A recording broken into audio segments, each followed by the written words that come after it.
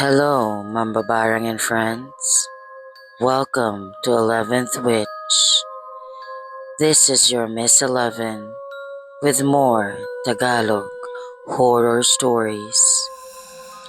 If you are new to my channel, please don't forget to like, subscribe, and hit the notification bell for more scary stories. Episode 10, Akto sa Paanan ng Gubat. Hello po, Miss 11. Magandang araw sa inyo. Ako po si Dina, isang single mother taga Nueva Ecija. Nais ko sanang ibahagi sa inyo ang nangyari sa amin ng anak kong si Cleo. 5 taong gulang pa lang si Cleo nang nangyari ito. Nung kakauso pa lang ng mga play-plays sa McDonald's, bawat linggo pagkatapos naming magsimba ay dinadala ko siya doon. Sa probinsya po namin ay nag-iisa lang ang McDonald's. Malayo-layo pa to sa simbahan at nasa paanan ng isang malaking gubat malapit sa kabundukan. Sa tuwing naglalakad kami papunta doon, paulit-ulit niyang sinasabi sa akin na, "Sana andyan si Benben." Mabait at palakaibigan po talaga ang anak ko at kadalasan ay marami siyang nakikilalang mga bata sa play place na yon. Kaya ang nasa isip ko ay siguro isang batang nakilala niya rin lang. Pagdating ay kumain kami ng hapunan. Pagkatapos namin kumain ay dinala ko siya agad sa laruan. Minom ako ng kape habang si Cleo ay nasa taas ng mga play tunnels at kumakaway sa akin. Siyempre, natuwa ako at kinunan ko siya ng picture. Maya-maya pa ay umuwi na rin kami. Kinagabihan noon ay tinignan ko ang mga pictures na kinunan ko. Nabigla po ako, Miss 11, dahil sa pagkakaalala ko ay mag-isa lang siya nung kunang ko siya ng picture. Pero sa larawan, may makikita kang nakatabi sa kanya. Isang batang lalaki, mukhang halos ka-age lang din ni Cleo. Ngunit baluktot ang dating niya sa picture. Ulo niya lang ang kita, maputi ang balat, malaki ang mga mata. Ang nakakabigla, mahaba ang kanyang ngiti. Ang dating niya po sa larawan ay parang di siya totoong tao. Para siyang humahalo sa background. Pusok na nananatili sa gilid ng paligid. Namutla ako, hindi makapaniwala sa tinitingnan ko. At sa takot ko, agad kong pinatay ang cellphone ko at pinilit ang aking sarili na matulog na lang. Kinabukasan, pagbalik ni Cleo galing eskwela, ipinakita ko ulit ang larawan at tinanong ko sa kanya kung sino yun. Ang sabi niya sa akin ay, "Mama, yan po si Benben." Biglang may kilabot akong naramdaman. Bumigat ang dibdib. Kinuha ko ulit ang cellphone at agad na dinilit ang picture. Hindi ko po masabi kung kailan po nagsimula. Basta isang gabi pagkatapos noon, habang tulog si Cleo at habang naghuhugas ako ng pinggan, may nararamdaman akong kakaiba. Hindi naman malamig kasi walang hangin. Pero parang may nakatingin at may malamig na kilabot na gumagapang sa aking balat. Lumingon ako ng dahan-dahan ngunit wala. Wala naman akong nakitang kakaiba o tao man lang sa paligid ko. Sa sumunod na linggo, birthday ng anak ng isa sa mga kumari ko at nagsabi sila na maghahanda sila ng party sa McDo. Saya ang lahat, may mga palaro't pagkain. Ngunit pagpasok namin ni Cleo ay nanlamig agad ang bato ko. Sa simula, mabilis kong binaliwala at hindi na binigyan ng pansin. Pagkakain, nagsisipunta na ang mga bata sa play place. Kasama si Cleo sa mga tumakbo papasok. Nakita ko siyang gumagapang sa entrance ng tunnel. Mabilis din naman siyang nawala. Lalo akong napatingin sa kanya at sa tunnel.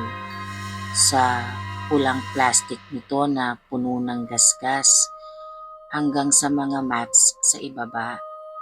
Madumi at punit na sa dami ng umaapak. Medyo nagtaka ako bigla. Parang di naman ganun ang itsura nito dati. Kasi ngayon parang mas madilim ang loob kesa sa nakaraan. May narinig din po akong tunog habang nakatingin sa entrance ng tunnel. Malinaw ko pang naaalala hanggang ngayon. Hindi siya sigaw, hindi rin tawa, hindi rin masyadong malakas o masyadong mahina. Mga bulong na kaya mong marinig kahit maingay ang paligid, pero sapat ang hina na hindi mo kayang maintindihan ang sinasabi. Parang may tumatawag sa akin. Napalingon pa ako sa mga kaibigan ko na ni isa ay parang wala namang nakarinig. May kung anong pakiramdam sa tiyan ko na nagpaalala sa kanya. Kay Benben. Hindi ko na po kinaya ang takot ko kaya sumunod ako kay Cleo. Gumapang na rin ako papasok sa mga tunnels. Parang nisang loob. Parang ang laki kumpara pag tinignan mo siya galing sa labas. Mukha kang ang pwedeng mawala sa loob eh. Hindi lang yun. Amoy luma.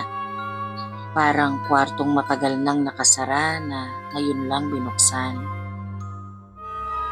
Nagpatuloy ako papasok at unti-unting naging tahimik ang lahat mula sa labas ng playplace. Hindi naman talaga kalakihan yung palaruan. Kahit nasa dulo ka, rinig mo pa rin dapat ang mga tao sa labas. Pero habang palalim ako ng palalim, parang lumalabo ang lahat ng tunog. Parang onti-onting nawawala ang tunog ng mundo sa paligid. Tapos, narinig ko ulit yung mga bulong. Pero mas malakas na ngayon. Kasi parang mas malapit na sila. Paulit-ulit na sinasabing, "Mama." Tuwing liliko ako, pakiramdam ko may tumatapik sa balikat ko. At kapag lumingon ako, wala namang tao. Nakita ko na rin si Cleo sa kabilang dulo ng mga daanan, naglalaro sa ball pit. Nabilis akong dumiretso sa kanya at tumayo sa gilid ng palaruan. Inoobserbahan ko ang bawat bata at ang bawat galaw. Nang biglang may makapa ang paa ko. Parang malambot na tela. Inabot ko at nakitang damit ng bata yon at may kasamang isang gintong kwintas. Mukhang matagal nang andoon, sobrang baho. Parang hindi nilabahan, tapos parang iniwan na lang sa putik. Kahit wala ka namang makikitang mansa. Pinakita ko yon sa mga ibang mommies. Baka kasi may nakaiwan. Pero wala sa kanila ang may-ari ng damit. Kaya sunod ko namang dinala sa mga workers. Ang sabi ay dalhin na lang daw sa pulis. Gabi na nang matapos ang party kaya inisip kong bukas na lang ipacheck or dalhin sa pulis at nilagay ko na lang sa loob ng bag ko. Sa bahay, hindi po talaga ako nakatulog noon dahil sa sobrang baho ng kwarto ko. Parang amoy ng nabubulok. Basta napakabaho, Miss Eleven. Naisipan kong mag-cellphone na lang muna para mawala na sana sa isip ko ang baho na di ko naman mahanap kung saan nanggagaling. Pumunta ako sa gallery ko. Tinitignan ko kung may pictures na pwedeng i-post sa FB. Nag-scroll lang ako hanggang nakita ko ulit yung picture na binura ko na dati. Yung picture ni Cleo at ni Benben. Bumalik na naman ang pakiramdam ko na parang may kasama.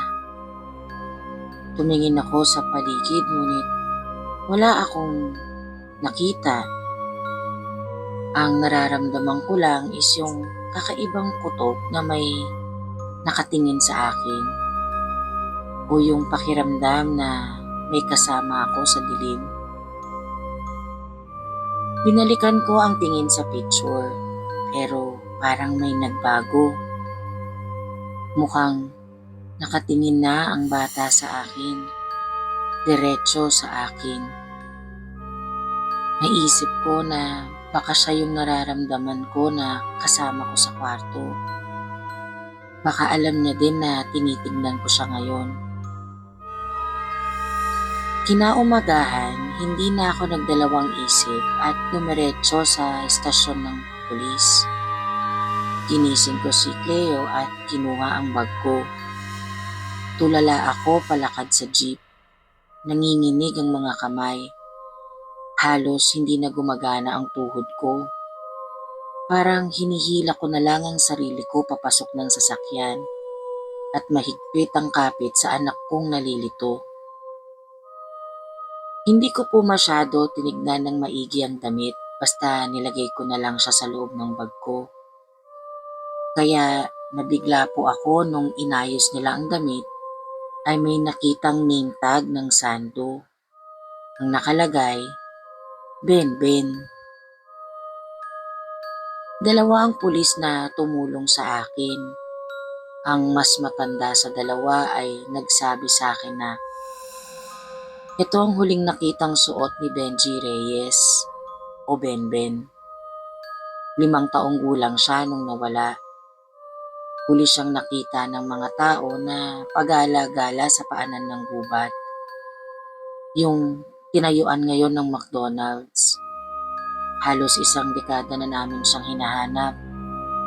Pinagkamalan na nga naming patay kahit wala nang nakita na katawan. Sinabi ko sa pulis na meron akong nakuna na picture ni Benben na kasama ang anak ko. Pero buksan ko ang gallery ko ay wala na doon ang larawan. Ayaw pa nung una na maniwala sa akin ng pulis. Paano ko naman daw makukunan ng picture si Benben na bata pa din? Kung buhay ito, syempre dapat tumanda na yun. Kung patay naman ay paano ko din daw makukunan ng picture? Nagmumukha na akong baliw sa kakapilit ng kwento ko sa mga pulis. Pero pinili ko na lang na umalis, Miss Eleven. Bago ako lumabas ng presinto, ay hinabol ako ng pulis na nag-assist sa amin. Ang sabi niya, may kasama daw ang anak ko. 1 taon na ang lumipas. Nakatira na kami dito sa ate ko. Hindi na binabanggit ni Cleo si Ben. Hindi na rin siya nagpaparamdam sa amin. Akala ko makakalimutan na namin ang lahat. Ngayon dapat mas ligtas na kami rito.